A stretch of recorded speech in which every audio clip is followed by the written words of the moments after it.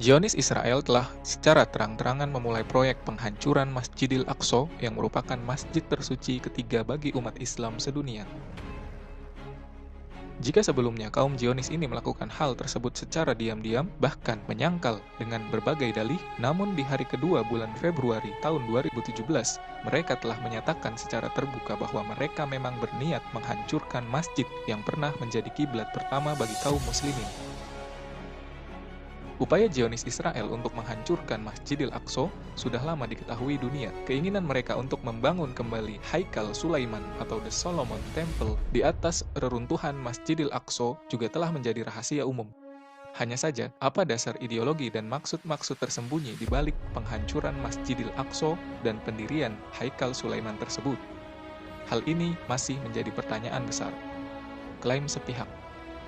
Haikal Sulaiman diyakini dibangun tahun 960 sebelum Masehi oleh Nabi Sulaiman alaihi salam. 370 tahun kemudian, bangsa Babilonia menginvasi Yerusalem dan menghancurkan kuil tersebut. Setelah itu, tentara Persia yang dipimpin Cyrus merebut Yerusalem dari tangan Babilonia dan membangun kembali Haikal Sulaiman.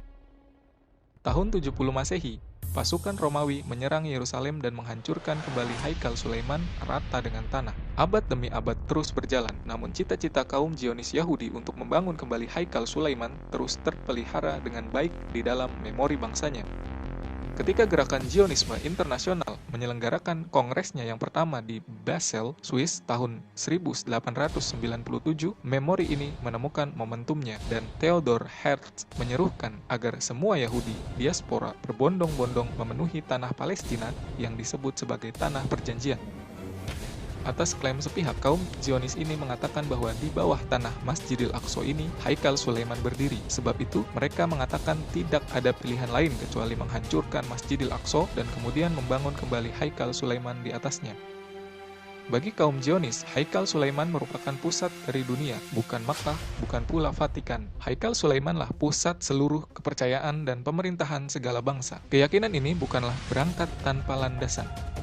Dalam keyakinan Yudaisme yang sesungguhnya telah bergeser jauh dari Taurat yang dibawa oleh Musa alaihi salam, bangsa Yahudi meyakini bahwa di suatu hari nanti, seorang Mesias atau The Christ akan mengangkat derajat dan kedudukan bangsa Yahudi menjadi pemimpin dunia. Kehadiran Mesias inilah yang menjadi inti dari semangat kaum Yahudi untuk memenuhi tanah Palestina. Namun hal ini menjadi perdebatan utama di kalangan Yahudi yang pro-Zionis dengan yang anti-Zionis. Bagi yang pro-Zionisme, mereka menganggap kuil Sulaiman harus sudah berdiri untuk menyambut kedatangan Mesias yang akan bertahta di atas singgasananya. Sedangkan bagi kaum Yahudi yang menolak Zionisme, bagi mereka, Mesias sendirilah yang akan datang dan memimpin pembangunan kembali Haikal Sulaiman yang pada akhirnya diperuntukkan bagi pusat pemerintahan dunia atau One World Order.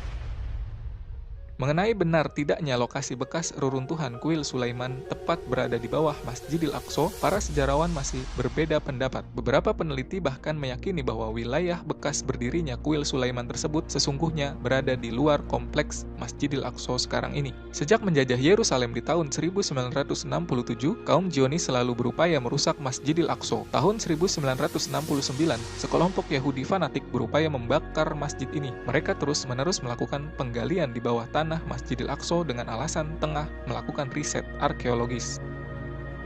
Belum cukup dengan itu, di dalam terowongan-terowongan yang digali, mereka juga mengalirkan air dalam jumlah besar dengan tujuan menggoyahkan kekuatan tanah di bawah masjid agar pondasi masjid menjadi rapuh. Akibatnya, sekarang ini banyak pondasi masjid yang sudah rapuh dan jika ada gempa bumi sedikit saja maka bukan mustahil Masjidil Aqsa bisa runtuh. Sekarang, tentara Zionis sudah secara terang-terangan hendak menghancurkan Masjidil Aqsa. Mereka tidak lagi mengeluarkan dalih macam-macam. Apakah ini merupakan tanda bahwa mereka sudah yakin bahwa sebentar lagi Mesias yang dinanti-nantikan akan segera hadir? Hari akhir. Menyongsong berdirinya kuil Sulaiman, Presiden Zionis Israel Moshe Katsav melayangkan sepucuk surat kepada Perdana Menteri Vatikan yang berisi permintaan agar takhta suci Vatikan mengembalikan seluruh harta karun dan benda-benda berharga yang kini memenuhi kompleks tanah suci kepada mereka. Kaum Zionis masih ingat betul ketika di tahun 70 Masehi, pasukan Romawi menyerbu Yerusalem dan memboyong banyak harta karun dari kuil Sulaiman dan membawanya ke Vatikan. Jika harta karun sudah dikembalikan, maka ada satu syarat lagi menjelang hadirnya Mesias, yakni mereka harus menemukan dan menyembelih serta membakar seekor sapi betina berbulu merah berusia 3 tahun dan belum pernah melahirkan anak. Untuk yang satu ini pun, kaum Zionis telah mempersiapkan melalui suatu proses rekayasa genetika. Di tahun 1997, mereka telah mendapatkan seekor sapi dengan ciri-ciri tersebut. Hanya saja, mereka terbentur satu persyaratan lagi, yakni penyembelih dan pembakar sapi merah ini harus dilakukan di atas kaki Bukit Zaitun. Masalahnya, daerah ini sekarang belum bisa dijajah Zionis Israel, seperti wilayah Palestina lainnya. Kaki Bukit Zaitun masih berada di tangan yang berhak, yakni di tangan bangsa Palestina. Sebab itu, kaum Zionis selalu berupaya tanpa lelah mengusir orang-orang Palestina dari wilayah ini. Memperdaya pemeluk Kristen.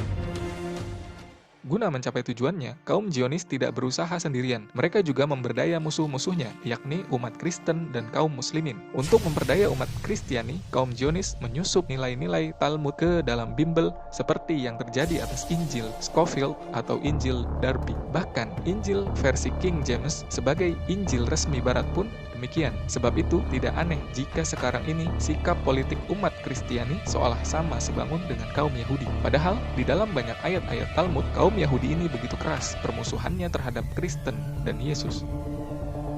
Keyakinan Injil juga menyebut tentang hadirnya The Christ kembali ke muka bumi, Maranatha atau The Second Coming, dalam wujud Tuhan seutuhnya. Kaum Yahudi menggiring opininya bahwa Maranatha tidak akan terjadi sebelum Haikal Sulaiman berdiri kembali di Yerusalem. Kesamaan pandangan inilah yang membuat orang-orang Kristen mendiamkan ulah kaum Zionis yang hendak menghancurkan Masjidil Aqsa. Orang-orang Kristen ini telah terbius dengan retorika dan racun Zionis sehingga tidak bisa bersikap kritis, dan mereka lupa bahwa salah satu agenda utama Zionis ini adalah juga meruntuhkan tahta suci Vatikan dan memindahkannya ke Yerusalem. Dari sisi hukum internasional, upaya penghancuran Masjidil Aqsa juga tidak bisa dibenarkan. Berdasarkan resolusi Dewan Keamanan PBB nomor 242 dan beberapa resolusi lainnya, rezim Zionis Israel wajib melindungi masjid ini dan menuntut Zionis agar mundur dari seluruh wilayah tepi barat Sungai Jordan dan jalur Gaza dan menyerahkan wilayah itu kepada penduduk aslinya yang tak lain adalah rakyat Palestina. Namun dalam tataran praktek, resolusi ini tidak dijalankan. Menurut keyakinan Yahudi, jika Mesias sudah bertahta di atas singgasana Haikal Sulaiman, maka Mesias itu akan memimpin kaum Yahudi untuk memerangi siapapun yang tidak mau tunduk pada The New World Order, yakni si Yahudi itu sendiri.